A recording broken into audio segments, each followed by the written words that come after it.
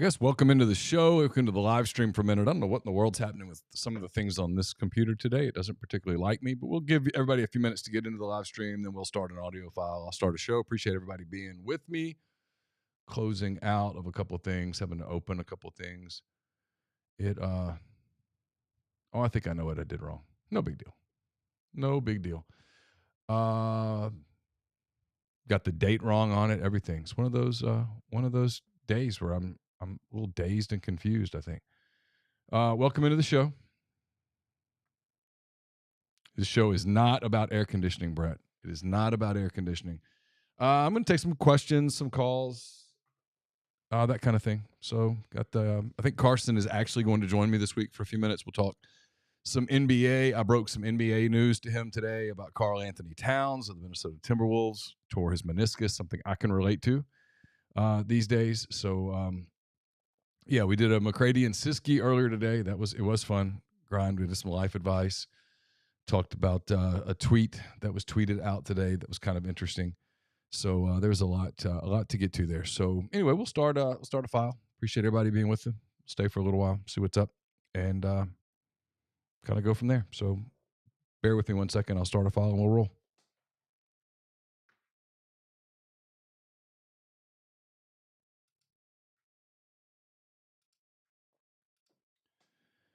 Welcome into Hand Raise, guys, presented by Comer Heating and Air, Southern Air Conditioning and Heating. I'm Neil McCready. This podcast is presented by Comer Heating and Air, Southern Air Conditioning and Heating. Different names, same great products and services, same great people. If you live in Oxford, Batesville, Tupelo, or the surrounding area, call Comer, 662-801-1777. If you live in Hernando, Memphis, or the surrounding area, get in touch with our friends at Southern, 662-429-4429. We spring forward in the daylight savings time early on Sunday. In other words, spring is around the corner. Temperatures are warming up in the 70s this week here. I think 70s again next week, which means it's time to make sure that air conditioner is ready to roll. So get in touch with Comer or Southern. Mention that you heard about this ad here on Hand Raise, guys, at MPW Digital. You can mention the Oxford Exxon podcast. You can mention the Blue Sky podcast. You can mention rebelgrove.com. Any of those things. And you're going to get $25 off of a spring cleaning. It's March. Spring break has arrived. You'll come back from spring break. It'll be the middle of March. Before you know it, it's April and May, and the heat's coming. You want to make sure that AC is ready to go before it's time to crank it up. So get in touch with Comer and Southern. Tell them that you heard about it here. You get $25 off a spring cleaning. This is an extra edition of the Oxford Exxon podcast. Please make the Oxford Exxon and Blue Sky a part of your baseball weekend. Ole Miss has Morehead State coming in for a 3-game series in baseball starting on Friday, Saturday, Sunday. And then Ole Miss men's basketball wraps up the regular season at home on Saturday against Texas A&M. So stop by the Oxford Exxon on Highway 6 West. In Oxford, you can fill up outside. You can grab some ribs inside. You can also check out their fantastic beer cooler, 34 degrees of sudsy goodness. I'm coming to you from the Clark Ford Studios. Clark Ford's in Amory, Mississippi, 662-257-1900. Call that number. Ask for my buddy Corey Clark. Tell Corey what Ford product you're looking for. He will send you a quote within 15 minutes in business hours. It's right to the bottom line. There's no hassle. There's no haggle, but you can get your quote. And the rest is going to be up to you. You can shop that quote around. You can do what I've done 4 times now, what I recommend that you do, and that's get into a Clark Ford. You will not regret it. Great products, great services. Corey and the people at Clark Ford want to be your car guy. They want to be your truck guy. They'll prove to you what that means when you make the call. 662-257-1900. We'll take calls on the Campbell Clinic hotline tonight. The Campbell Clinic is in Oxford now, 2608 South Lamar Boulevard, Suite 102, just across the street from the cottages at Hooper Hollow. The Campbell Clinic provides full-service orthopedic care, everything from sports medicine to foot and ankle surgery to spine and total joint care to pediatric orthopedics, physical therapy, and more. To book an appointment, go to campbellclinicoxford.com or call 901-759-3111. Walk-ins always welcome at the Campbell Clinic, Monday through Friday, 7:30 a.m. until 4 p.m. already a couple of questions in the chat I'll get to because I'm interested in these things as well. Evan says, have you listened to Riley Gaines on Joe Rogan yet? I've not. Ben Craddock sent me the link a little while ago. I'm excited to listen to it.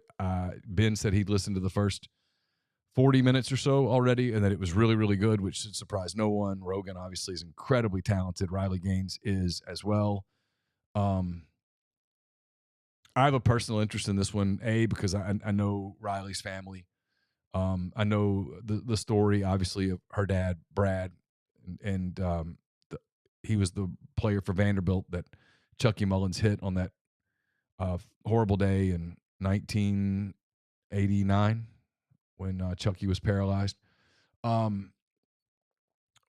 we had Riley on about 13 months ago on MPW Digital. I did I guess it was the hand race guys, and I had her on, and her story is incredible. Obviously, she is a nationally competitive swimmer. She swam at the University of Kentucky, and was one of the top 2-3 swimmers in the country in her events.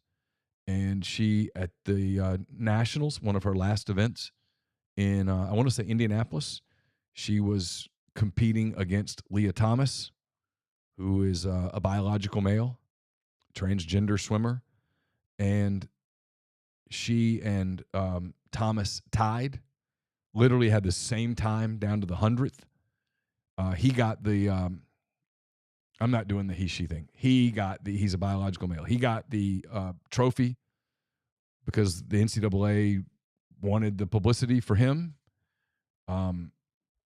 Riley was not as upset about that as she was the fact that he was dressing in the locker room with the other female swimmers. He still had male genitalia at the time. I don't know whether he still does or doesn't. Don't care to know, but he did then. And we talked about how it takes a minute to get into one of those swimsuits. You guys have seen female swimmers on TV or whatnot. They wear aerodynamic suits. They're really, really tight. Obviously, you're not wearing anything under your suit because you don't want anything that's going to create any additional drag in the water. When you're competing at that level, every 100th of a second counts.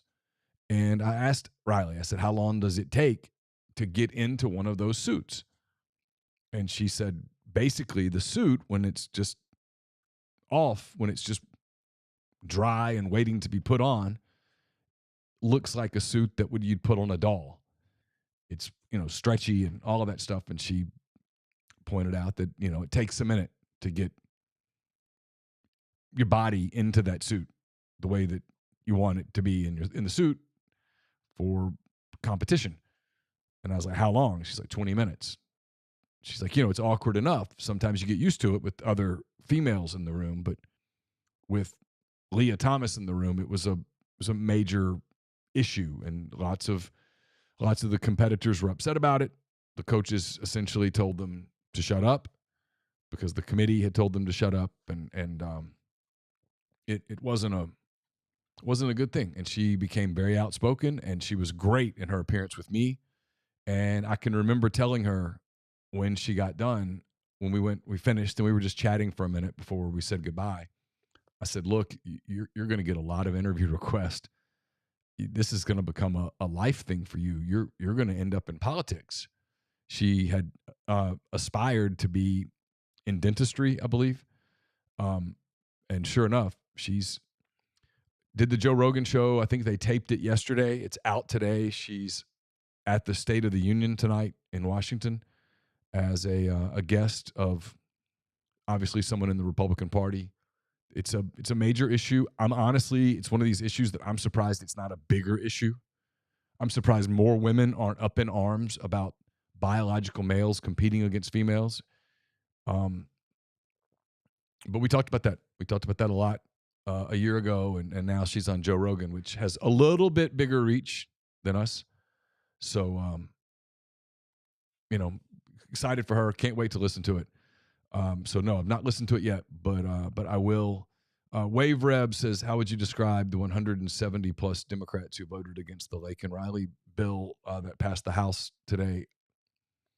And listen, in the chat, not the chat, in the rebelgrove.com thread, I asked for questions. I got some sports ones. I'll answer those. I got some political ones. We'll answer those. This is a bit of a political time in our country. Super Tuesday was Tuesday. The State of the Union's tonight. There's a lot of polling data out. It's very obvious where we're headed from an electoral general election. Looks like it's going to be, obviously, as we've all thought, Trump versus Biden. So a lot of people talking about politics. Lake and Riley was the young woman in Athens who was killed by a illegal immigrant from Venezuela. They've since discovered that that immigrant's brother had strong gang ties in Venezuela and that those gangs are beginning to form in U.S. cities. It's a major problem, immigration. The southern border is a major problem. Republicans voted. It's a bill that would require ICE to get its hands on a immigrant once it commits a crime, an illegal immigrant once it commits a crime in the U.S. The person who allegedly killed Lake and Riley had been arrested in New York, was released. New York's a sanctuary city. They were released before ICE could get there. He moved to Athens, and you know the rest of the story. It's people putting politics in front of common sense. It's Democrats putting party in front of common sense, and we have a lot of extremist politics going on both sides of the aisle. I'm of the opinion there's this great middle that is underrepresented, that is basically voiceless.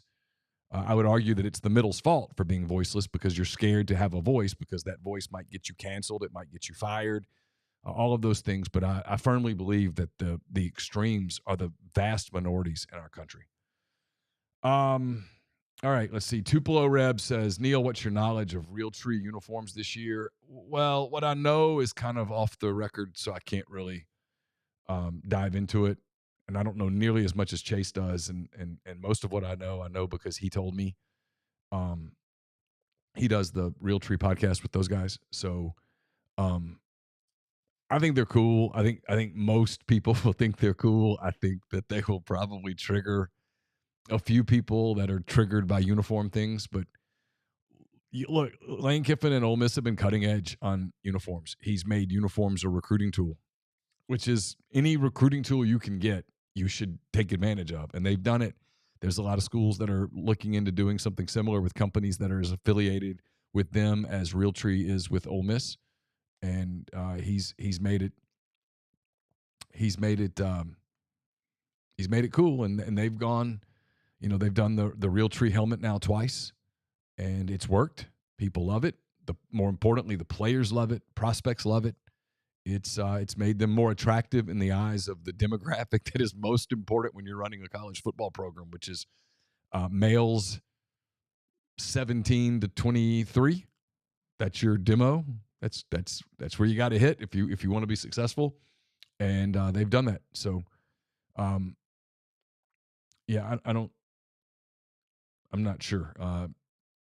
He says, you know where this is headed, right? Eventually you can have name brand sponsors directly, and Realtree would be a big one here. Yeah, I think that's true. I mean, for the longest time, people said, as you guys know, I love the NBA. I watch the NBA all the time. And when the NBA teams put patches on their uniforms, it's going to be the end. It's awful. You don't even notice them anymore. No one notices. They just play. I think every team has them. I couldn't even tell you what they were. Major League Baseball is kind of starting to incorporate that. I think NFL has them on practice uniforms. I think it's a matter of time before they have them on their game uniforms. And people will bitch at first, and then they'll get used to it, and they'll move on. And I think that probably will happen. It will happen with colleges. The only thing about that is that I'll take the Thunder, for example. Thunder sponsors Love's, the trucking companies based out of Oklahoma City, so it makes sense that they sponsor them. They can sponsor an NFL team, and it's fine. But if Love's were to sponsor Oklahoma or Oklahoma State and not the other, they'd lose business on stuff like that. If you're a big company based in Alabama, you can't sponsor Alabama and not Auburn, or Auburn and not Alabama. It's going to be the one tricky thing about that for some companies, is that if you get affiliated solely with one school, are you hurting your ability to sell to other markets? And if the answer to that is yes, then hand raised guy in the room is going to say, then why are we doing this? So I think that's the one thing to watch on that as things change rapidly in the world of college athletics. But yeah, I do think those kinds of things are going to happen. All right, I'll get into some of the questions on the rebelgrove.com site. First, I'll tell you that we are sponsored by BetterHelp. What's the first thing you do if you have an extra hour in your day? Would you go for a run, take a nap, read a book? A lot of us spend our lives wishing we had more time. The question is, time for what? If time was unlimited, how would you use it? The best way to squeeze that special thing into your schedule is to know what's important to you and to make it a priority. Therapy can help you find what matters to you so you can do more of it. Therapy can be helpful for learning positive coping skills, how to set boundaries.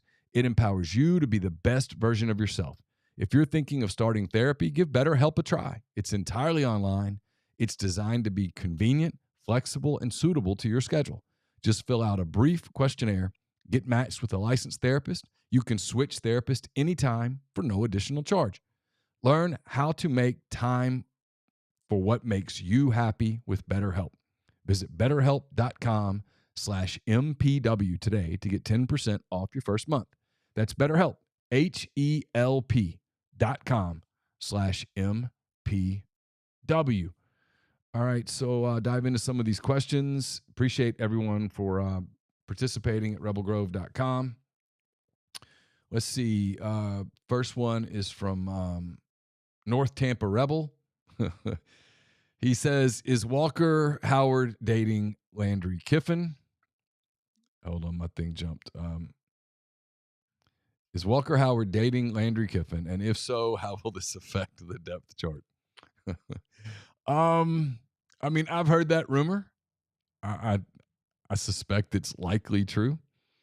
I don't know. I've done no digging on that. I don't plan to do any digging on that. If Walker volunteers that, or if Lane Kiffin volunteers that, or if for some reason Landry Kiffin volunteers that, then sure, we'll go from there. But I think there appears to be some validity to that. But I don't know. How will that affect the depth chart? It won't. Jackson Dart's the starter, and Austin Simmons and Walker Howard are going to compete for the backup spot. I'm sure that that's something that Lane hopes can continue for another year, because I know he'd love for Jackson to have a huge, healthy season and get through the year where they don't really have to determine who a definite backup is. You can keep two backup quarterbacks semi-happy if the starter is getting all of the snaps and having a phenomenal season. Things get real if something happens and Jackson Dart misses time. If he misses time, then you start having to make decisions about who's going to play. And at that point, the one that doesn't get the gig knows that he's the third teamer. And in this era of the transfer portal, where transfers can transfer multiple times, it could get kind of complicated for you. Let's put it that way. You could lose quarterbacks. That's happening everywhere, regardless of who guys are dating or aren't dating. I suspect it really, for a lot of quarterbacks, it just comes down to how long are you willing to wait before you play, and how important is playing to you. And I can't answer either one of those questions for Walker Howard. Deuce McCluster 22 says, what's one realistic podcast guest you'd like to have on? That's a really good one. A realistic podcast guest I'd like to have on. For me, it would probably be somebody who's like an author. Who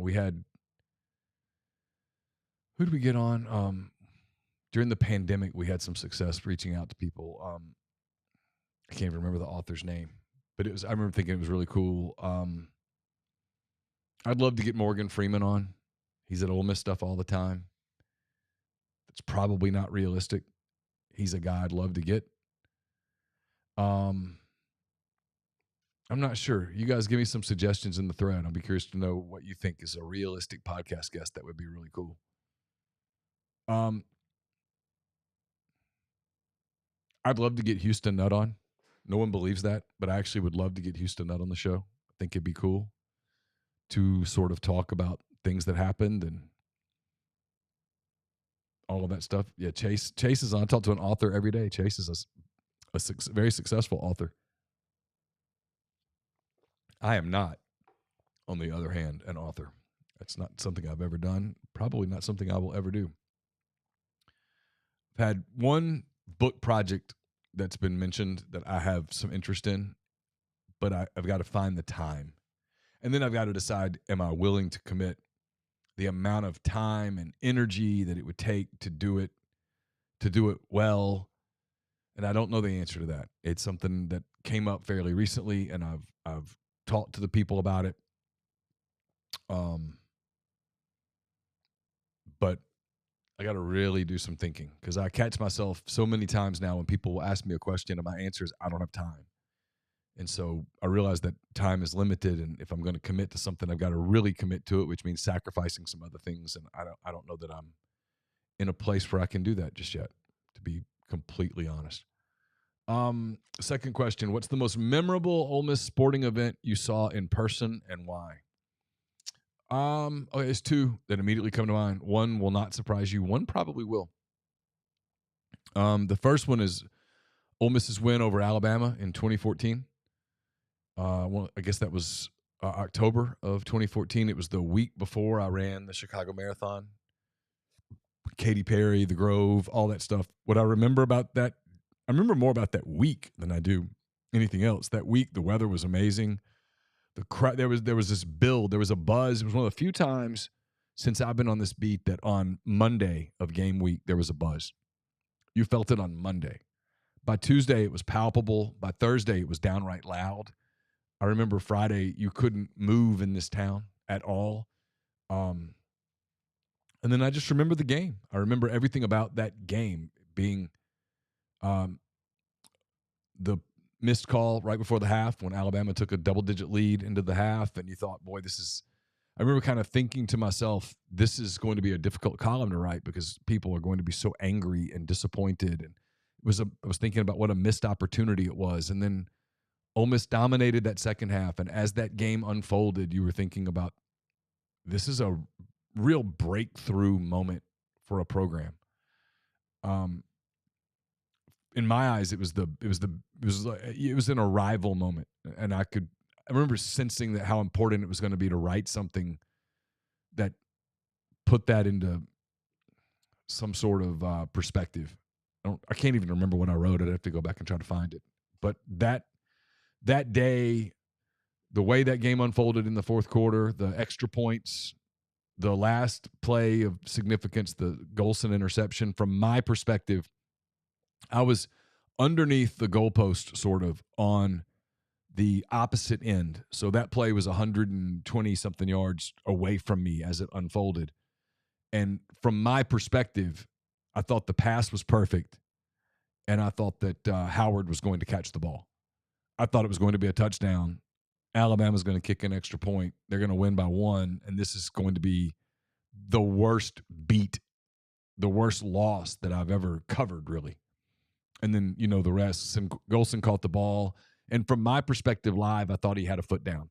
And then they showed the replay, and you're like, oh, my God, they're going to get it. And I remember all the people doing the whole, oh, they're not going to do it. They're not going to call it. I'm like, yeah, they are. They're absolutely going to call it. It's right there, and they did, and then just the place went nuts. And that's the one that I remember the most. The other one that I remember the most was in Kansas City. It was the second round of the NCAA tournament, Ole Miss and LaSalle. And Kansas played right before Ole Miss, and the place was electric for the Kansas game. And I don't remember who won that game, who lost that game, but the place kind of emptied out a little bit in the 45 minutes or so between games. And it didn't have the same feel that it did 2 days earlier when Ole Miss beat Wisconsin in the first round. That place was rowdy that day. It was like, really felt like a tournament. And I knew from talking to people on the Ole Miss staff that they felt like if they could get past LaSalle, they were going to make a run. I think they felt like Wichita State was the 1 seed. I think they felt like they really matched up well for them. And I can remember the same thing as that game unfolded. What an opportunity this is.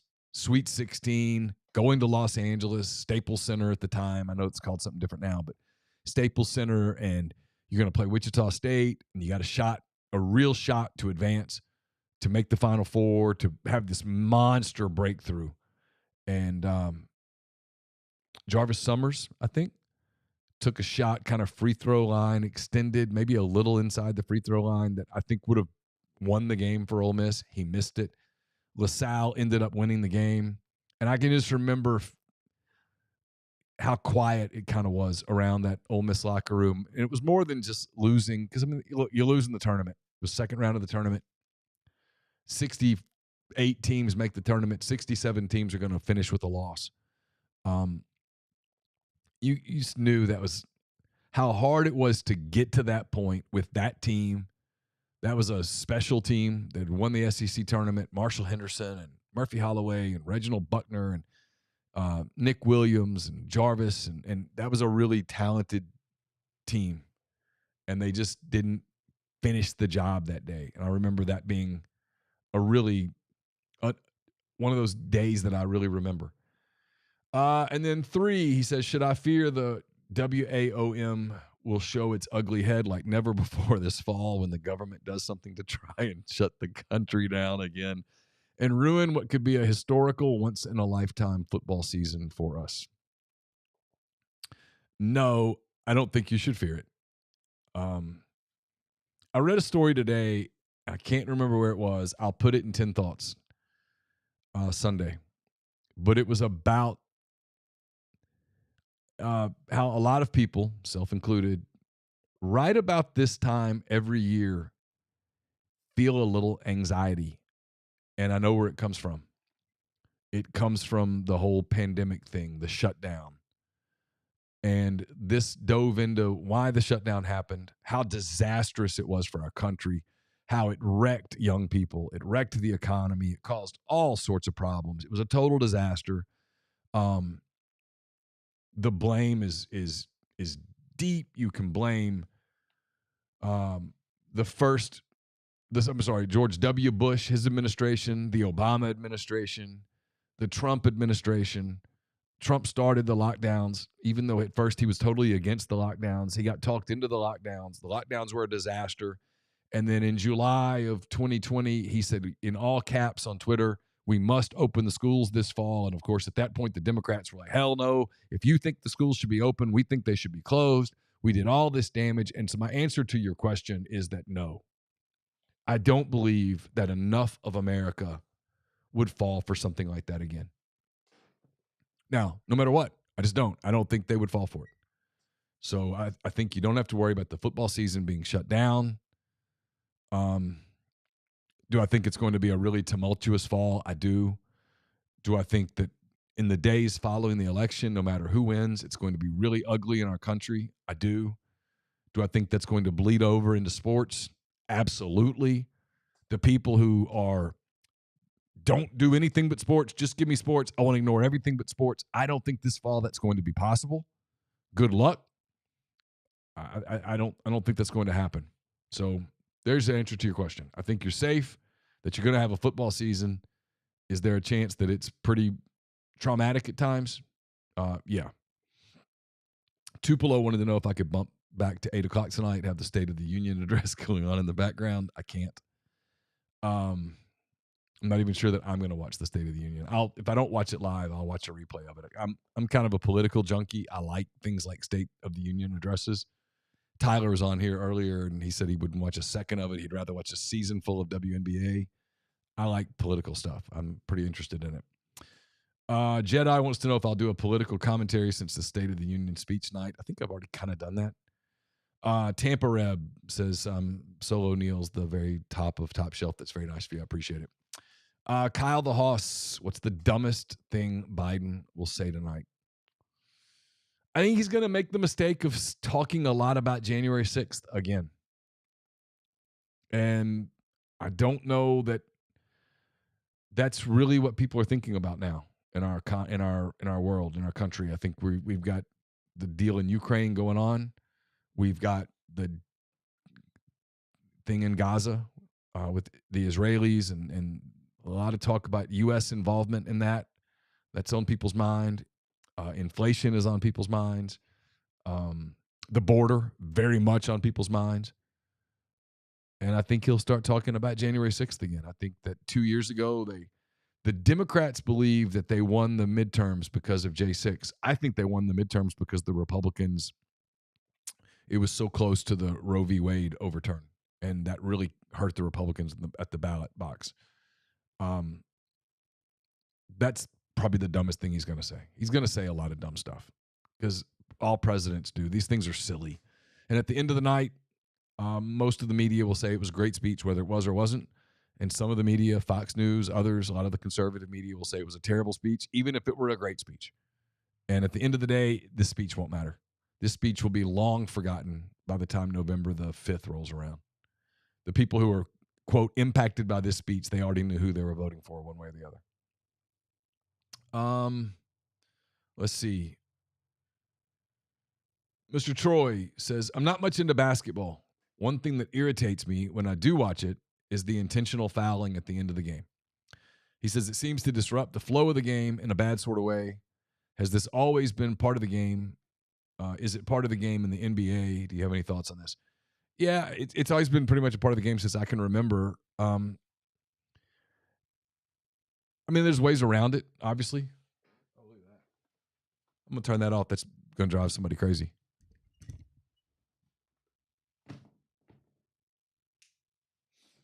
My rain light, for those who aren't watching who are listening, the rain light in my background was flashing. It was going to cause somebody to have epileptic seizure.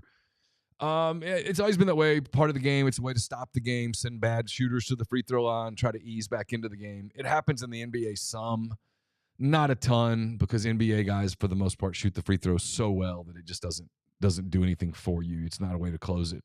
You'll see some of it in the playoffs a little bit. Regular season, NBA teams are a little quicker to wave the towel once they're done. But yeah, it's the last 5 minutes of a basketball game can take 45 minutes. And it's because of all the fouls and that kind of thing. It's not the best thing in the world, but I don't know what they can do to stop that. Brandon Exile, obviously referring to Zach Arnett here, the former Mississippi State coach who was hired as an analyst for Ole Miss this week. He says, what does an analyst actually do on a football staff? I get that it varies by school and by analyst, but as far as day-to-day, what are their duties? Well, there's different kinds. Most analysts help with installation. In this case, they'd be crazy not to use Arnett's experience as a defensive coordinator as almost a quality control assistant when they're putting in the game plan. Is there something that they're not thinking of? Is there something that they're missing? It's another set of eyes on film. Say Ole Miss is getting ready to play Georgia Southern. It's another set of eyes to put on Georgia Southern. Or if you want to, and this might be what Arnett kind of does, if you want to get ahead and you're playing Georgia Southern this week, you're playing Kentucky next week, maybe you put an analyst on the early scout on Kentucky. He doesn't spend a lot of time on Georgia Southern, instead gets you ready for Kentucky. And then when you start turning the page to Kentucky, he's there to help you install what he saw, or he's go ahead and moves to the next opponent where you're just staying ahead. It's another body, another set of eyes. And then probably, and this is to a lesser degree in this era, but another eye for evaluation on guys out of the portal, high school guys, junior college guys that you're thinking about offering, or that you're bringing in for visits. You're trying to decide how aggressively to recruit them. Really good coaches. And I think it's important to note that both Kiffin and Pete Golding spent a lot of time with Nick Saban. And Saban is known for this. If you talk to people who've worked inside the Alabama building, Saban was very, very good about getting feedback from people on his staff. Now, he made the final call, and once he made the call, that was that. But I think you're seeing that with Lane Kiffin too. They're getting as many opinions, as many insights, as many observations as they can to make the best decisions that they can. So that's basically the role of an analyst. some analysts probably get on the field a little bit. Some don't. A lot of it is evaluating practice film, helping a coach prepare for a next practice, some of those kind of things. It's a coup for Ole Miss to have Zach Arnett on their defensive staff. There's no way around that, especially considering the fact that Mississippi State's paying him to work for Ole Miss. That's a pretty big get for Ole Miss, and I think it's a good thing for Lane. Probably shows even more maturation on Lane's part as a coach, that he's not threatened by having someone of Arnett's stature on inside his building. And Zach is very well regarded as a defensive coordinator. People can say whatever they want to say about what happened at Mississippi State last year in his 11 games as a head coach, and whether that's a fair judgment on their part, whether he was in over his head, whether it was his fault, whether he should have been hired or shouldn't have been hired, whether he was prepared for the job. You can have 1,000 opinions on that, whatever. I don't really have one. I don't know enough about it.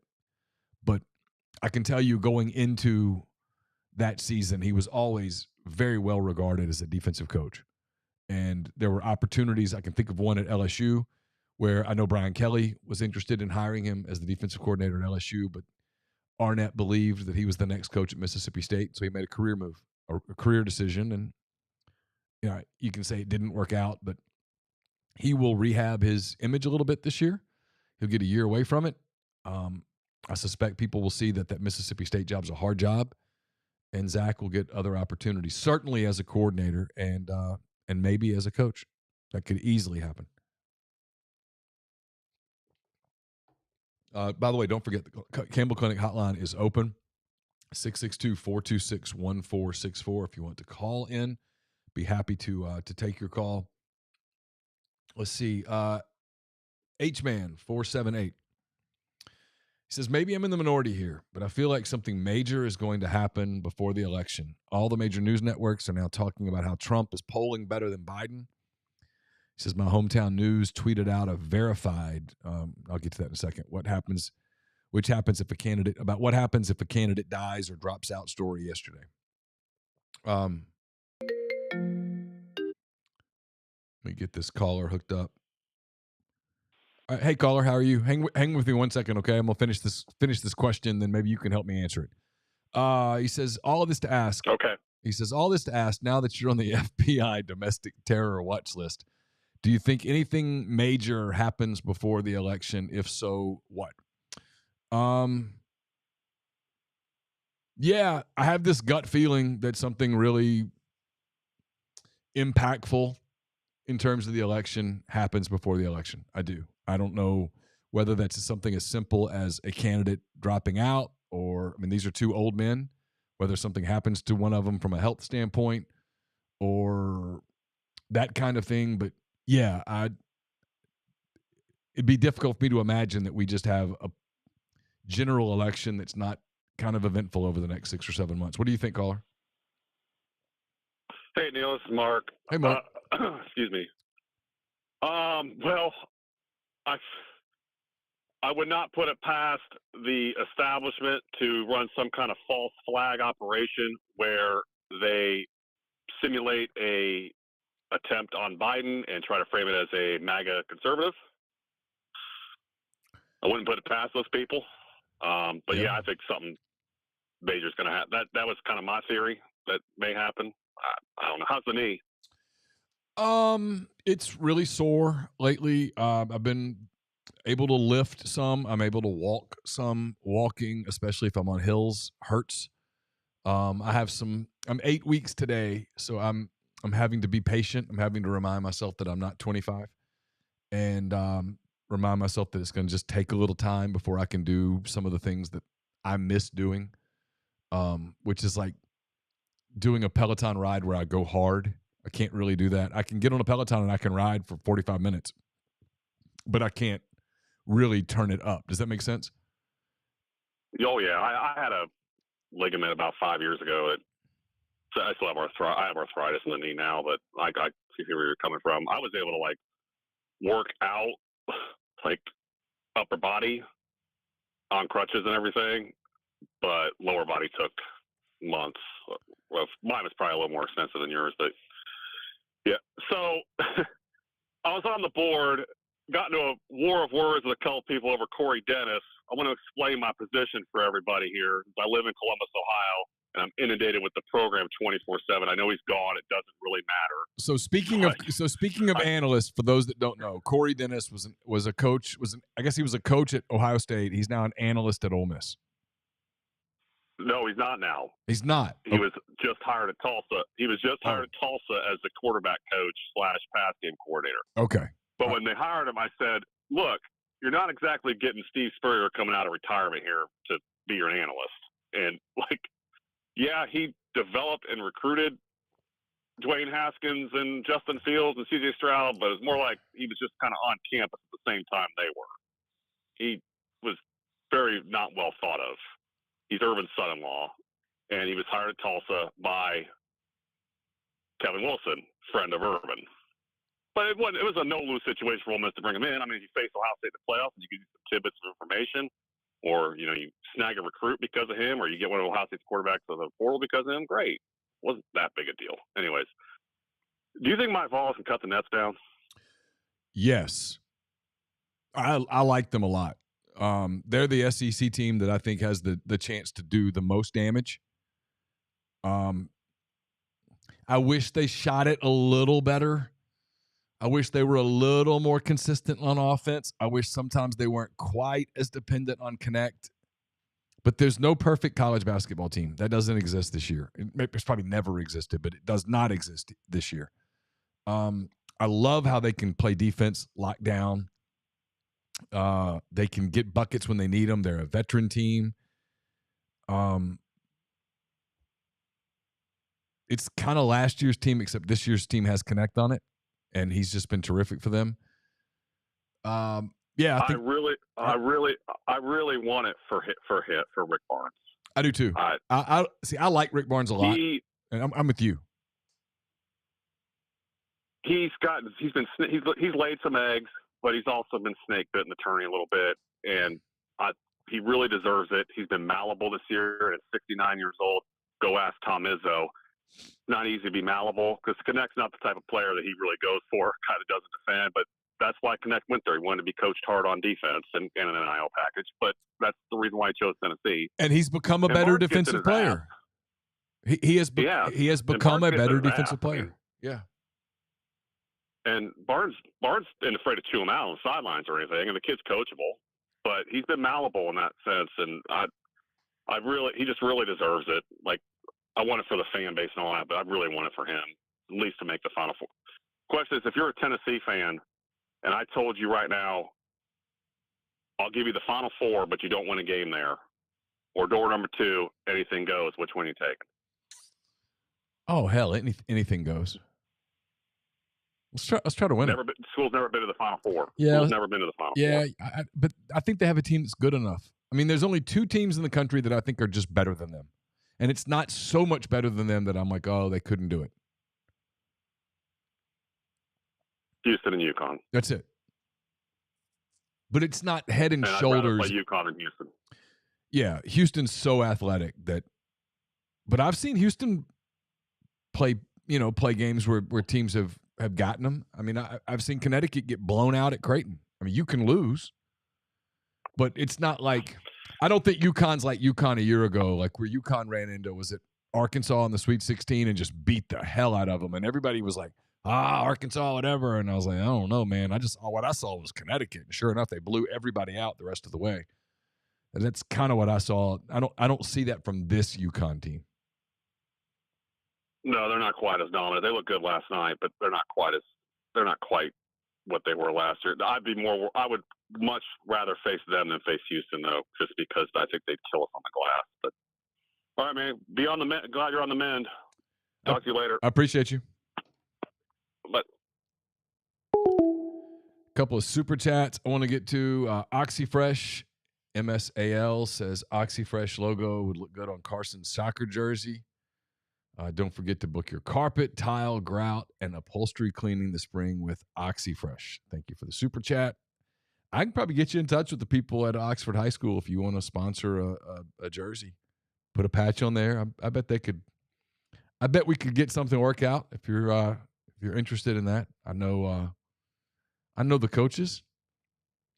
I know the athletic director people. I don't think they're my biggest fans, but the coaches. I think the coaches like me. I think the ads get a little mad at me because I get kind of passionate on the field during the games or in the stands during the games. Kyle Wilson says, would love to see a what he said, what he meant with Josh Hendrickson and Siski. Oh, you want them both? All right, Hendrickson is going to do a hand raise, guys, with me soon. He couldn't tonight because his son had a game, but he's going to do that with me soon, and we'll take calls. And he's awesome, and that's going to be a lot of fun. And I want to do that show because I've got a question in the thread about that. Let me see if I can find it. Bruce Reb says, I really enjoy the Josh Hendrickson show. Do you see a path to getting a sponsorship there? I think it's one of these deals where I just need to get the show a little more exposure. It's just, me and Josh, and it's just audio every other Wednesday. It's one of my favorite shows to tape. I really enjoy it. It's a hell of a lot of fun. So,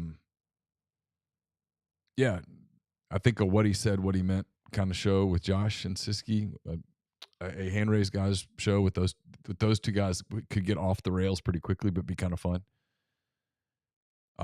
Yeah, we can. I'll see if I can make something like that happen. Let's see. He says, Oxyfresh says, let's do it. All right, get in touch with me. I bet we can make something happen. I mean, I'm probably speaking way out of turn, but I'm sure the soccer program would love to get would love to have some funds.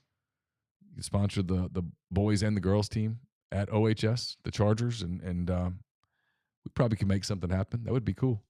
I don't see why, unless there's some rule against it. Maybe there is. If there is, you could probably sponsor a practice jersey or something. I don't know. We'll figure it out. There's probably something you could do. Let's see. Back to some of the questions.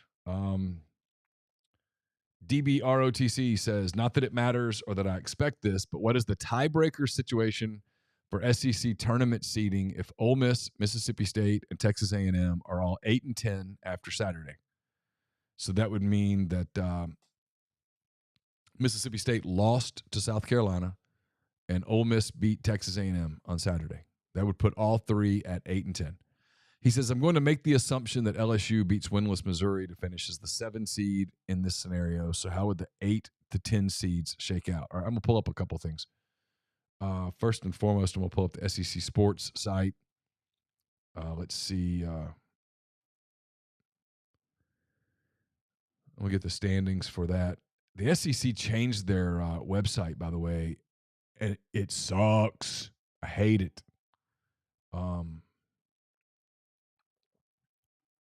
So men's basketball, and I don't want the scoreboard. I want the standings. So there it is. Okay, here's the standings for the SEC.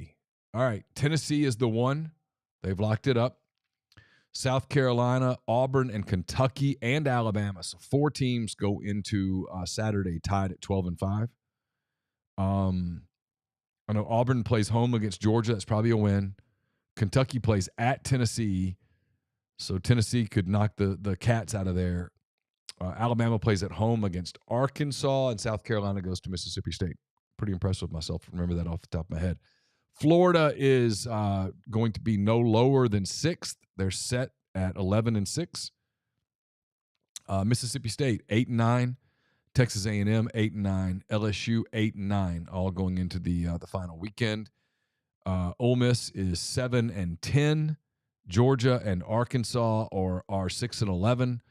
Vanderbilt is 3-14. Missouri is 0-17. So Missouri and Vanderbilt definitely in the hold on one second. Let me get to this. Hey, who do we have? Hey, who's this? It's Grind. Hey, Grind. How are you, man? Man, I'm doing pretty good. Can you hear me all right? Yeah, I hear you good. Hang tight real quick. You can stay with me while I do this. I'm going to finish answering this question. So I asked about this today, what happens in tiebreakers. And here's the answer. I got to get my readers here so I can read this on my phone. A 3-team tie. 3-team tie or more. When 3 or more teams are tied, the following procedure will be used in the following order until the tie is broken.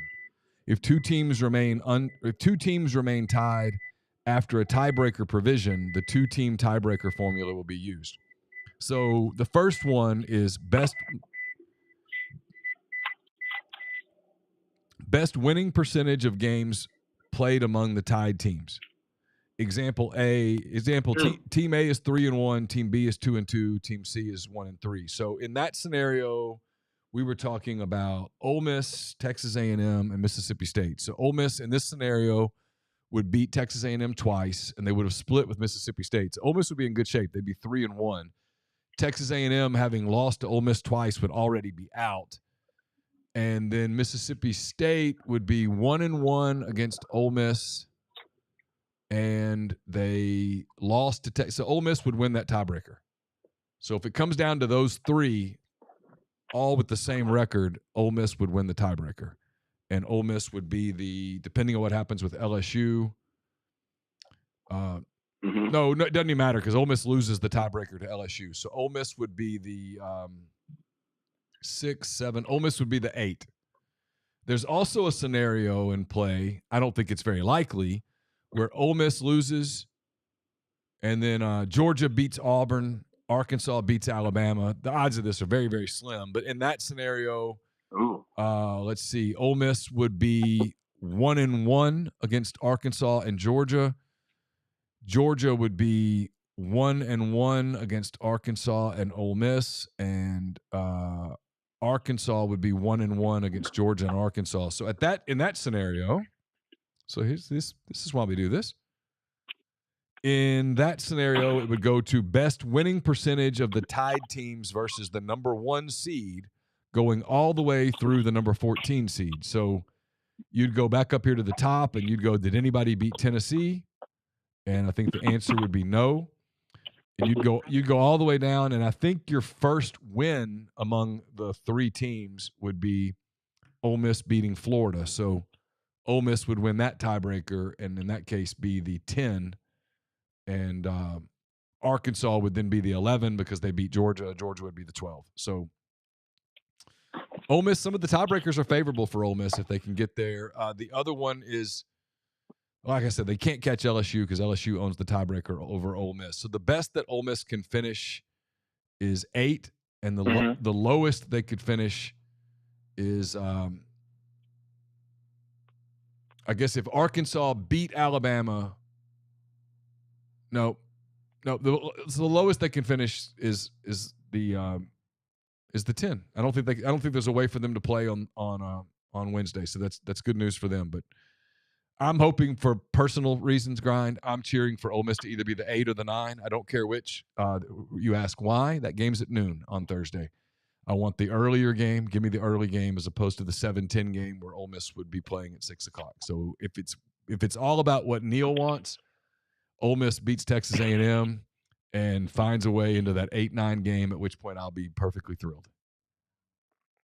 Yeah, I was about to say, because I've been drinking a little bit, so I just went straight to the SEC standings on my phone, and I just counted down to 8 and ended at Texas A&M, and I was like, I think they play A&M this weekend. Yep. So okay, so yeah, there's a chance. There's a chance. Yeah, they could. So there's definitely a chance if Ole Miss could get the 7 by beating Texas A&M and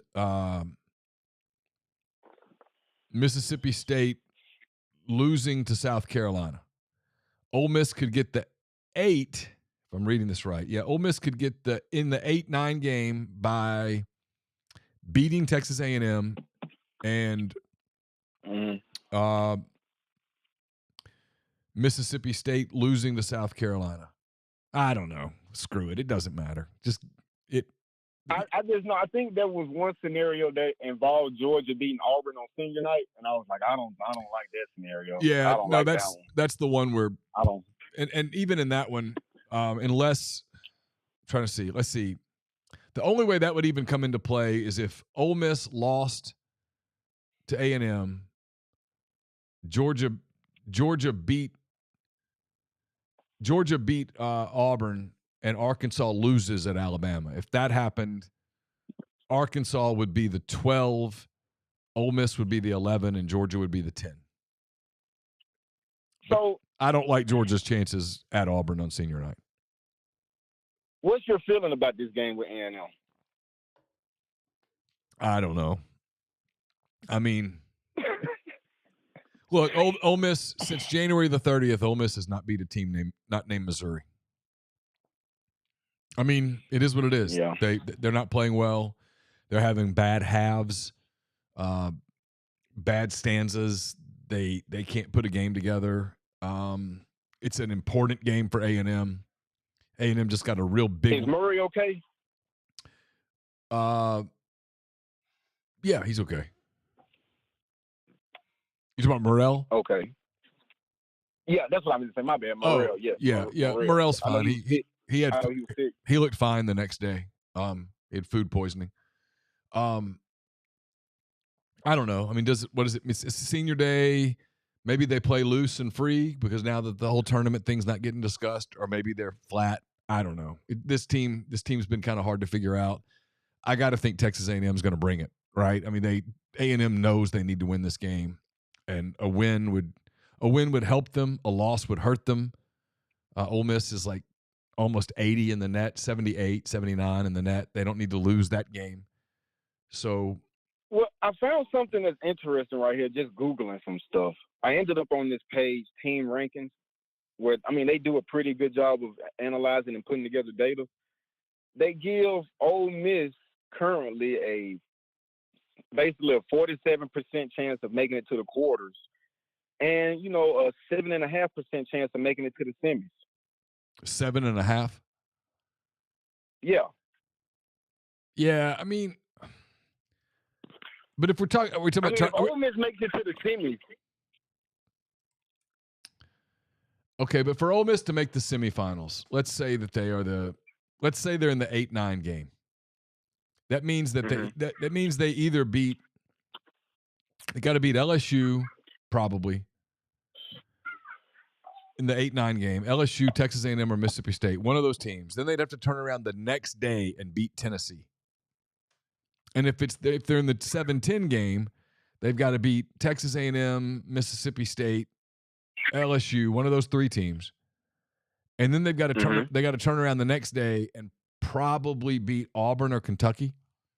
I mean, sure, but come on. What has this team done since January the 30th that makes anyone think that they're capable of doing that in a 26-hour period? And I realize it's the tournament and things happen, but Ole Miss hasn't played like one of those teams in a while. That's the thing that we've just haven't, until recently, I haven't heard anybody acknowledging, maybe self-included. I started saying it a couple of weeks ago that I just didn't think they were very good.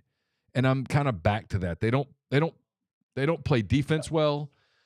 They don't move the ball well. They're inconsistent offensively. That's a lot of negatives when you're trying to beat a Kentucky or a Tennessee or an Auburn on a neutral floor. Yeah. I'm going to ask you a question. What do you think this site has as the two teams with the highest probability of making the championship?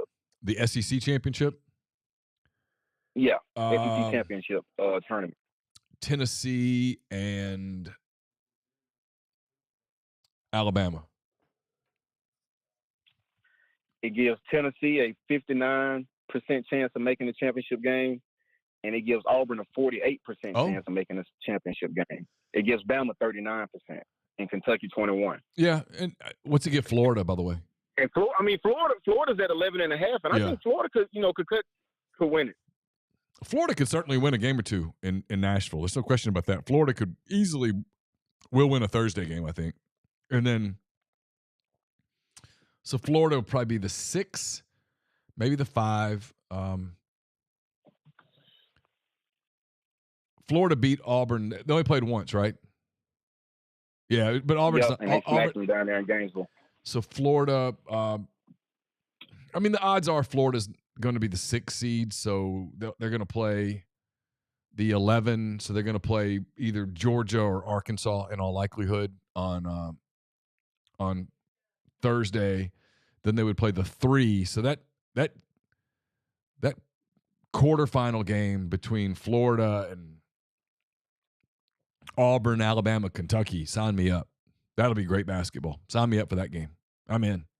Florida could win those games, or they could lose those games. Look, there's 6 teams that are better than everybody else in the league. Tennessee, I know Carolina's there. I kind of put Carolina at the bottom of the 6. Tennessee, Auburn, Kentucky, Alabama, Florida, South Carolina. Those teams are better than everybody else.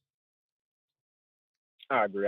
I'm just going. I want to get your opinion on 2 things. I want to float an idea to you, get your opinion about it, and then I just want to run through some futures to run through the championship, and you basically just tell me yes, you take it, or no, you wouldn't. Okay. Because I got some futures in front of me. All right. My first idea: if this Big Ten and SEC thing really does break off, and they have their own NCAA tournament bracket, me personally, I've just been thinking about it, and I want to get your opinion on it. I would like to see where they do it basically the top 8 from the Big Ten make it and the top 8 from the SEC. So then you have just a 1 through 16 bracket, but you have a 3-game series for each, for 1 through 16 to play 3 games. The winner, whoever wins 2 out of 3 moves on to play the 8 seed or the 7 seed and, win, 2 out of 3 to basically replace the games that you're losing from a 6-14 bracket, but you're getting, better games and it's more like an NBA style. Yeah, I'd love it. But hey, you and me are in the minority on this. I just mentioned the possibility of breaking off and doing their own tournament. People just lost their minds, man. I mean, there are people that really, people love the tournament. I like the tournament fine. Well, okay. Well, the thing about it is, you would lose programs like UConn, Arizona, Houston. You would lose, Marquette, Creighton. Yeah, you would. Villanova, just looking at it, Gonzaga, St. Mary's. You would, but it'd be something new. I mean, I would like it though. I mean, okay, whatever. I would like it. And man, like people say, man, like whoever cuts down the nets for the NIT this year, you're not gonna be able to tell them that they're not a champion. Yeah, of course. So I mean, exactly. I get it where I think the whole true champion thing in college is overblown now. I just think it's overblown. Well, I mean, if we're really talking about a true champion, the tournament is such happenstance. I mean, how many years if you ran the tournament back and did the whole tournament again, you'd get the exact same result? Not often. Not often. No. I mean, think. Okay. You know what I mean? I mean, like the year that Loyola Chicago made the Final Four. If you played that tournament again, they wouldn't make the Final Four.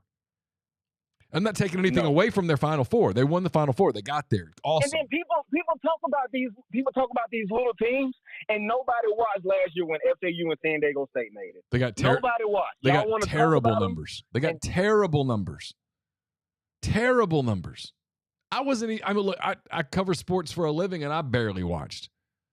I mean, could you imagine if like the SEC and Big Ten did their own thing? You got Kentucky, Michigan State, Indiana State, and Tennessee in the Final Four. I mean, Tennessee would like it, but yeah. But no, I mean, think about the Final Fours that everybody remembers. It's always Duke, Kentucky, Carolina. Yep. I mean, it's the big boys, super players. I mean, we remember the year Indiana State made it, but only because they had a dude named Bird on it. You know what I mean? I mean, you don't exactly. You don't remember. I remember the year Georgia made it because they had Dominique Wilkins. That was 83. I'm revealing my age here. But for the most part, we want to see Duke and Kentucky in a national semifinal. That's what we want. I mean, we want North Carolina versus Kansas. That game comes on and everybody watches.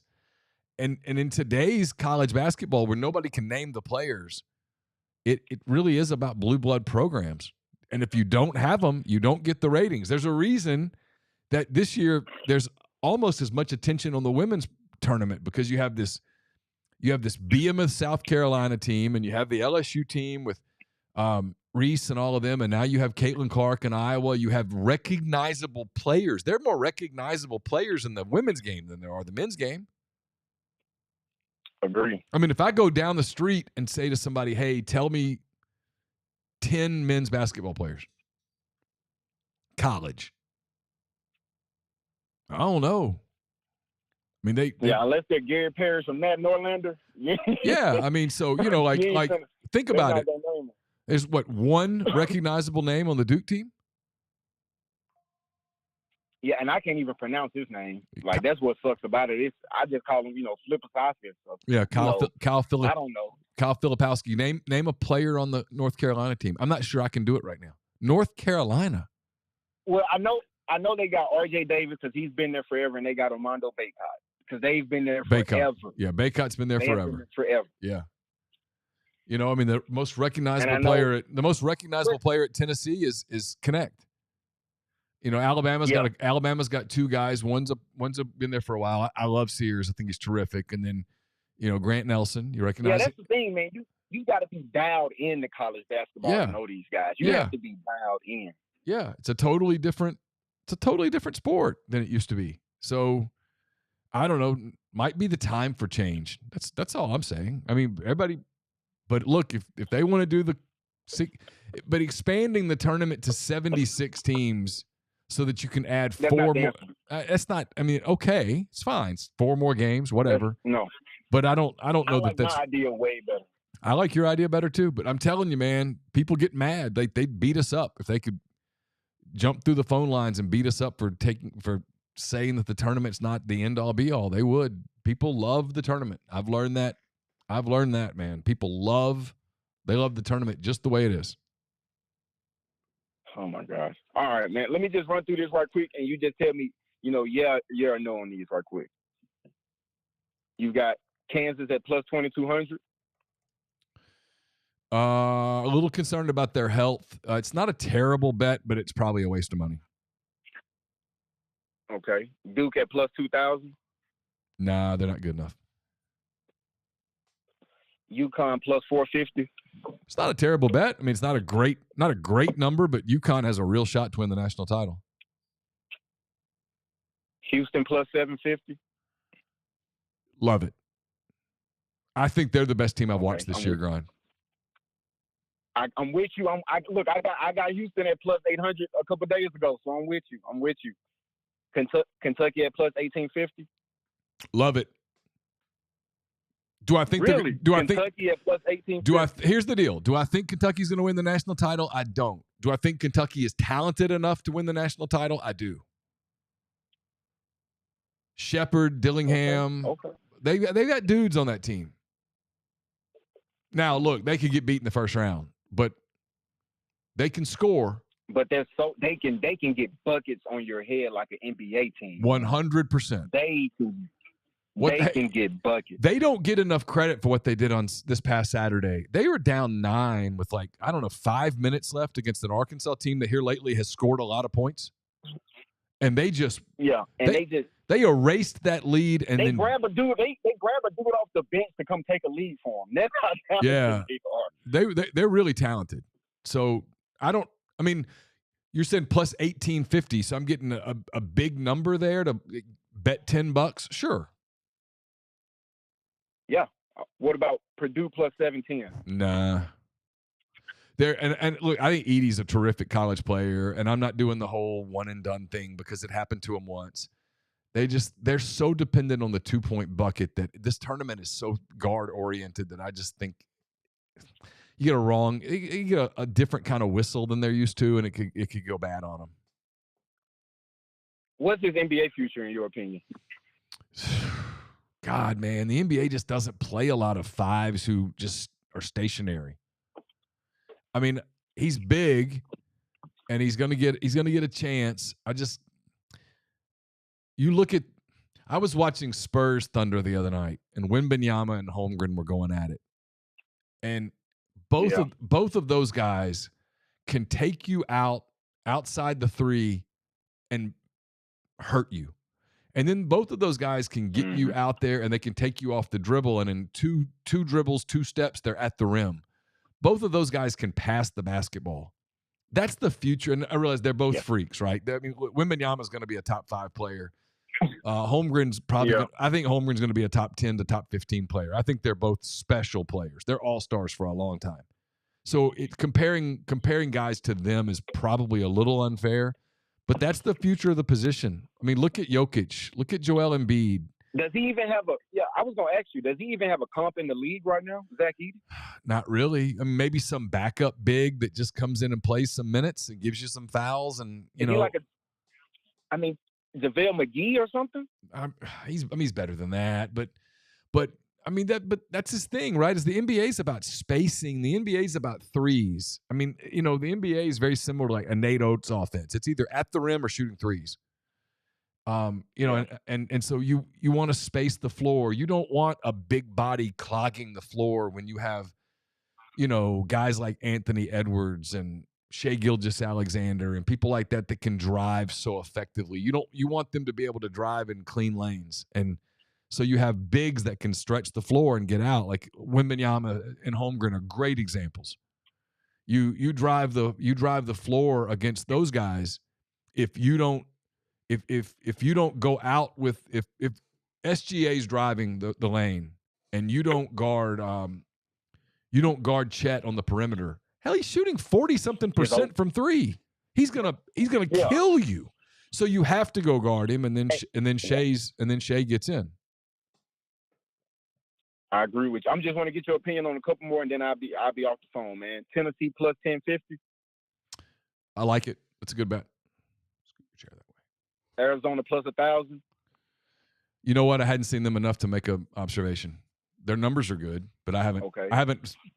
I'm getting old, man. The late night games, the Pac-12 games. I hadn't watched many of those. Yeah, I got you. North Carolina plus 1,600. It's a waste of money, I think. Ooh, okay. Creighton plus 2280. I thought about $10. Sure. I mean, any team that can beat UConn the way that they beat UConn is capable. Okay. Alabama plus 3,000. Sure. Same thing as Kentucky. They can score. Alabama's just, they don't defend at all. But if they got the right, if they got the right draw, and it's a guard-oriented tournament, and I think Sears is terrific, man. I know you're an Auburn guy, but Sears is the dude.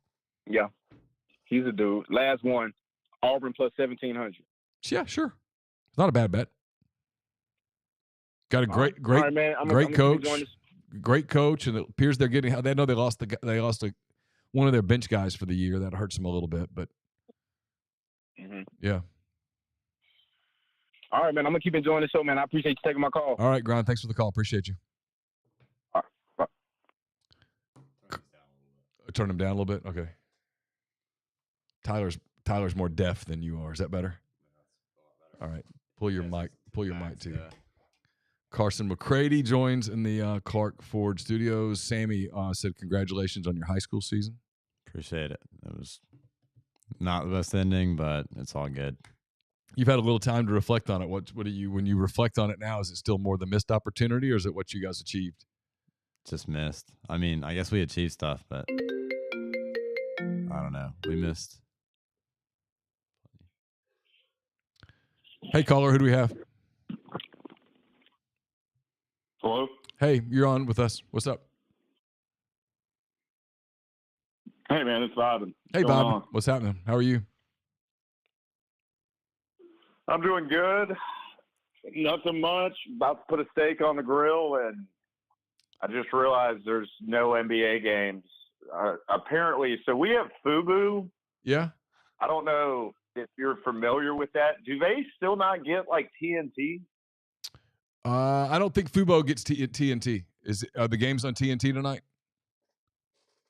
Yeah, there's two. I mean, I don't know. I checked. So we get like that Bali sports thing. I don't know if that's a local, because Bay St. Louis is about an hour from New Orleans. So they show all the Pels games on that. But I don't know if they have this thing with Turner, or if they're just not allowed to carry TBS and TNT. It's kind of strange. Yeah, I'm not sure. So, I just turned YouTube TV on, and so I've got some options. I got Heat, Mavericks, Timberwolves, Pacers.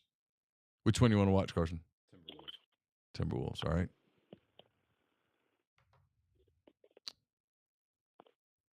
I actually did I don't know how much NBA talk's been going on tonight. Not much yet. I'm kind of starting to look at the odds right now I could put on the Thunder to win it all. To win the It's whole plus thing? 1,500. Okay. I mean, look, I'm not saying I think it would happen, but All right, Carson, you can participate in this conversation too. So the Thunder, as of right this moment, are tied with the Wolves for the 1 in the West. Denver is coming on strong, as you would expect. Denver's kind of begun to turn. And then the Clippers are like 2 back, and then everybody else, there's a fall. So those are the top 4 teams from a record standpoint in the West. The problem, I think, if you're trying to come up with a path for the Thunder, and I'm going to pull this up on my phone. I'm going to pull up the NBA standings. So if the objective of this thought process is that we're trying to find a way for the Thunder to make it to the finals. So let's Karl Anthony Towns is out for a while for Minnesota. So I think the Thunder have a real shot at the 1 or the 2. Denver's a game back today. They're 42-20. The Wolves and Thunder enter tonight 43-19. So you're talking about let's for the call sake them the 2. Call them the 2. Okay, we're gonna call them the 2. So they play the 7, 8, 9, 10. So it's Kings, Mavericks, Warriors, Lakers. One of those 4 teams. See, here's the problem. I can make an argument for any of those 4 teams beating the Thunder in a 7-game series.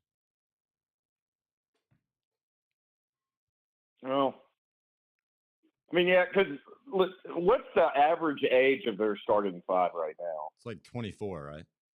Less than that, maybe. It's super young, isn't it? It's like one of the more younger lineups in the league. Yeah, it's there. Carson said 24. I think that's about right. I mean, Shea's the oldest player in that starting lineup, and he's 25, 26. Yeah, Shea's the oldest player in the lineup. I was about to say, I'm older than him. Yeah, it might be like 22, 23. Damn. Giddey's like 22. Jalen Williams from Santa Clara is 22. Chet Holmgren's 21. 22, 21. Yeah. Okay, yeah. And then Lou Dort's probably 25. 26. It's a really young team. And then, some of the guys coming off their bench, the key guys are young guys. Jalen Williams from Arkansas, for example, is like 22, 23 years old.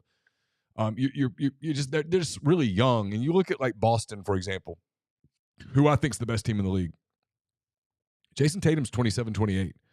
Jaylen Brown's 27, 28. Yeah. They're kind of at that peak time. Denver with Jokic and Murray a year ago finally broke through and won the title. Those guys had failed 6, 7, 8 years, right?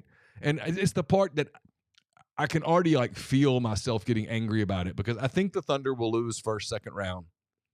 And they still have all of their assets. They still have everything in place for them. Young guys that are still learning how to play together. They're still figuring out what the hell. Do they have Gilgeous-Alexander on a max deal? Yeah, he's on a max deal for another, like, he's locked up for 5, 6 years. Yeah. Oh shit. People, they're gonna be there for a minute. And they have a lottery pick this year. They have Houston's top 4 protected pick, and the odds are Houston's pick is going to land somewhere between 6, 7, and 8. Yep. I mean, they're going to add. We talked about Filipowski a minute ago from Duke. They're going to add someone like Kyle Filipowski who can rebound the ball. Yeah. Yeah, and they have.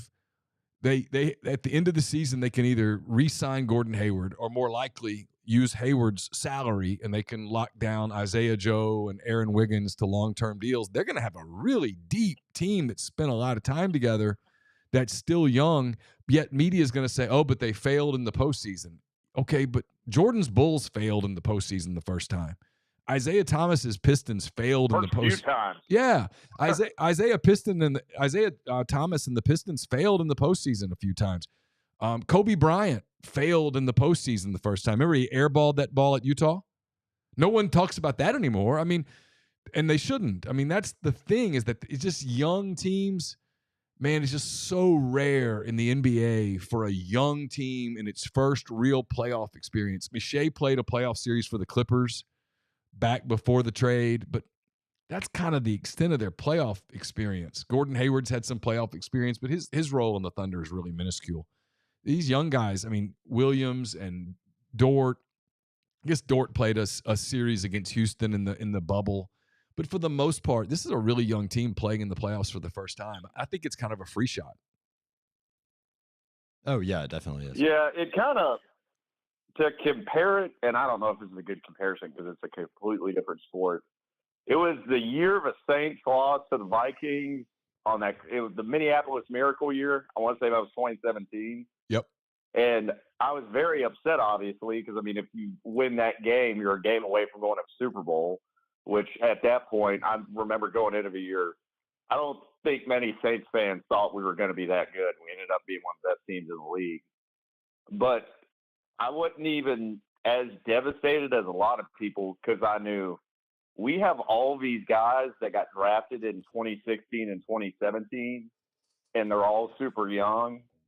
And I'll be surprised if we don't win it next year, which of course we didn't because, the no calls. But Yep. that's just kind of like one of those things. I feel like if you have a core group of young guys, you just got to kind of take your beating in the postseason 1 or 2 years before you're really experienced enough to make a deep run. Yeah, I think so too. I mean, you go back and look at the first iteration of the Thunder. In 11, they made the Western Conference semifinals, and Dirk beat them the year that Dirk won the title. And then in 12, they went to the finals. That was the year they beat LeBron in the Heat, wasn't it? Yeah, Dirk and then beat LeBron in the Heat. And then the next 11. year, the Thunder lost to LeBron in the Heat in the finals. And then in 13, they made the Harden trade. And everybody was obsessed with the Harden trade. But the Thunder had the best regular season record. And in the first round, they lost to they beat Houston in the first round, but lost Westbrook to the meniscus tear. If they don't lose Westbrook to the meniscus tear, they almost certainly go back to the finals. And who knows, maybe they win it. But to your point, what year was that? 13. They lost to Memphis, so this won't be popular here. The Grizzlies won, but the Thunder lost that series without Russell, and even in Westbrook. in that series, they were very close in all the games. They probably would have beaten Memphis with a healthy Russell Westbrook, and then they would have gone to the finals in all likelihood. And once they got to the finals, it would have been them and the Heat again, and who knows what it would have been. But the point, your point, and this is the point that I make too sometimes, is that there's this assumption that because you're at the beginning of a window, that the window is going to be wide open forever. The part you can't predict is like, look at Minnesota. They've been so good all year, and now Towns is out, and just then Carson whispered to me that looked like. Edwards is a beast. Dude. Yeah, but they have starting five that's scary. Yeah, Edwards just rolled his ankle. You just never know whether you can stay healthy enough to do it. The window can close on you so fast. Yeah, 100%. I also did want to ask. You've been on the beat for how long? 15 years, something like that. Yeah, it'll be 16 years next week. Is this coming football season head and shoulders going to be the most hyped one team you think you've ever covered, at least in Oxford? It's the most hyped. You were at Auburn when they went undefeated. Yeah, it's the most hyped Ole Miss team I've ever covered. It's the second most hyped team I've ever covered. The most hyped preseason I ever covered was Auburn 2003. The year before they had their special season. No, it was the year before they went undefeated. They went into that season, preseason, like number 1 or 2, and they lost to USC to open the season. And then they went to Georgia Tech the next week and lost. It was a team that they lost to Ole Miss. They lost to so they lost one more game. So that was the most hyped team I ever covered. This will be the second most. This team is, everyone's picking them to make the playoff. I think they're going to make the playoff.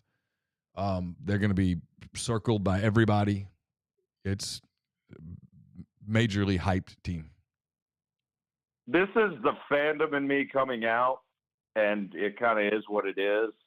But I think they're about 3 impactful portal kids away from, I don't think just making the playoff, but possibly getting a bye. I think they need a running back. I think they need another pass rusher, and I think they need a couple more DBs.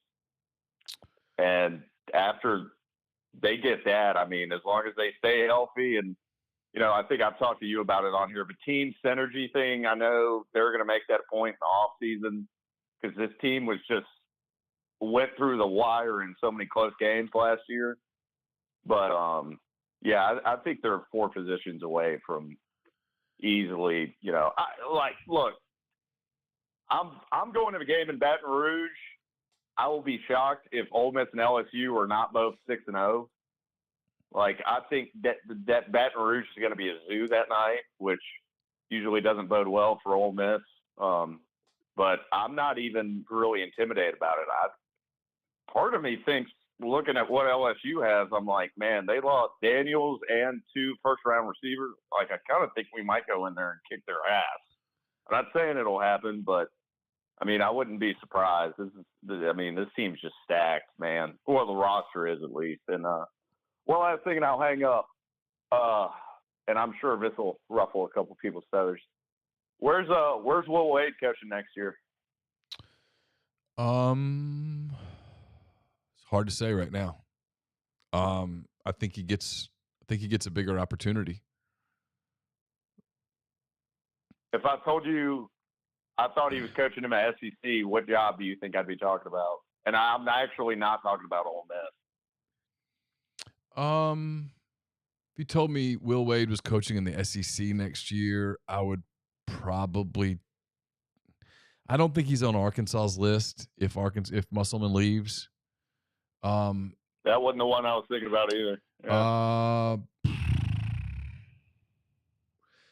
If Oates leaves Alabama for one of the Michigan jobs, I don't think they hire Wade. No. I don't think Vanderbilt hires Will Wade. They should. So I don't know. You must be thinking about something different than me. Those are the only ones that come to mind right now that are going to be, I think, open. I don't even think the job's going to come open, but if it did, I kind of think Missouri would take a really hard look at him. Yeah, they're not going to fire Dennis Gates. He's going to get more time. Because he's only on year 3? Yeah, and he did really well a year ago, and they haven't quit on him at all. He's going to get more time. Right on. Okay. All right, man. Appreciate you taking the call. You have a good one. You too. All right. What team? Okay, Grind asked a question, Carson. He says, scale of 1 to 10. As Thunder fans, how confident are y'all that the Thunder will make it to another finals in the next 6 years? Scale of 1 to 10. Say at least a 9. I mean, yeah, me too. You look at the roster, it just makes no sense how they wouldn't. I mean, this team right here is good enough to make it. They won't make it, but they won't. Well, they have so many so many assets. So like the knock on them is they need another big, and I'm not sure that they do. I'm not actually sure that they do. You saw last night or the other night against the Suns. Nurkic got 31 rebounds against us. So and Anthony Davis with the Lakers just dominated. But now Davis is an elite player. Yeah. So the rumor is that they want Filipowski from Duke. Makes a lot of sense. It does. He could team up with. And they've done this a little bit with Jalen Williams, Arkansas Jalen Williams, and Filipowski's a much more skilled that Jalen Williams. Yeah. But they have all these assets. They have all this available resource. They still got to figure out what Giddey is or isn't. But here's the great part about Giddey for the Thunder. One of two things is going to happen. Either he's going to figure out his role and be a really good fourth player, or they're going to trade him to someone as a primary ball handler, and he's done enough of that where he looks the part, and they'll just collect more assets for him. Yeah. So, I don't know. I'm with you. I'm a 9. Scale of 1 to 10, I'm a 9. I just don't see how they don't. And I think they make it at least 2 times, but. So, who do you have in the West right now, knowing what you know about Towns and making it this year? Yeah, making the finals out of the West this year. Nuggets. Me too. I don't know. If I told you it's not the Nuggets, then what do you think? The basketball gods drop in and they go, it's not the Nuggets. Yeah. I mean, I think that's when you immediately say us or OKC, but. See, my first guess would be Clippers. And then I go, oh, I don't know, because the Clippers are so weird. I think it's us and Clippers. I don't see how I don't know who else it could be. I don't think it'd be the Kings. I don't think it'd be the Mavericks. No, they don't have depth. The one team I don't want the Thunder to play in the first round, I don't want to play the Lakers. Me either. I just don't want AD. AD's a problem for the Thunder. Yeah. Well, we struggle against really good bigs. Yeah, he's special. He's a very good big. Yeah, it's not the Suns. Suns are not it. We can beat the Suns. We've beaten them like 3 times Yeah, this year. Suns just. I know it's Durant and all that stuff, but the Suns are just. I don't know. They don't. They are like Lane Kiffin always talks about putting an all-star team together. It doesn't always mean you're going to win. Mhm. The Thunder. I mean, I'm sorry. The Suns never make sense. Like you watch them with Durant and Beal and Booker, the great players. I mean, no one will Well, question. that Beal trade never made any sense. Yeah, because he takes away from what Booker does. Well, yeah, he takes most of the ball away from Booker. Can anyone in the East win other than Boston?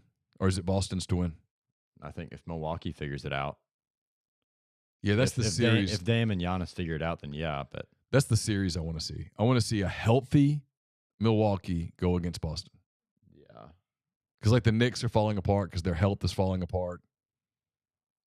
The Pacers are like the 6 right now. Well, it's just Halliburton. Yeah. I mean, look out there right now. It's Nembhard and Miles Turner. It's basically Tyrese and a bunch of dudes. Yeah. And as good as he is, he ain't that good. Look, you saw that play right there. Yeah. He passed it, gets it right back. Miles Turner gets locked. I don't know. They're not making it. It's Milwaukee, Boston. I think so too. I think it's Milwaukee, Boston, and I think it's Denver, Thunder, Clippers, and then maybe some random dark horse from. That would be if you could draw it up for the Thunder, they would get the Nuggets in a Western Conference Finals in this season. And one of two things happens: you either pull off the upset and you're so far ahead of schedule, or you get to play the best. And at the end of that series, even though you lose, you get to go back and say, "Okay, here's who we are, and here's what we need." Yeah. To get to this place. Yeah. Well, the fact they're surviving with the awful rebounding they have is remarkable. That just speaks wonders of how good they are. Yeah, they're like 26th in the NBA in rebounding. So bad. I mean, Yusuf Nurkic getting 31 rebounds against you. It's awful. Yet they still win the game. By a pretty good bit, too. It wasn't just like... Chet makes up for so much of his defensive liabilities with his offense. Yeah. He is such a skilled offensive player. Mm-hmm. So a lot of people were interested in Oxford Charger soccer. Uh-huh. I'm curious. I know that you talked about the disappointment of this. You've already turned the page. You've already started getting ready for your final season. What's the goal for the Chargers next year? Win state. I don't know. Simple as that. I don't know what else it would be. Y'all good enough? Yeah. I don't know. Nothing's changed. We might be getting... Well, we are getting a Swiss kid. Oh. Crane told me earlier, just like 30 minutes ago. Being so serious. He plays center back. Really? Yeah. I don't know how big he is or whatever. Our field next year is going to be like the biggest in the state, apparently. Is the new field going to be ready? Yeah, it'll be ready. It's going to be ready by like October. But it's going to be the biggest. It's going to be bigger than all the turf fields we play on. So for the people that don't know, you guys had a German student that played with you guys this year, Eustace Schmidt. He was like 6'3", German kid.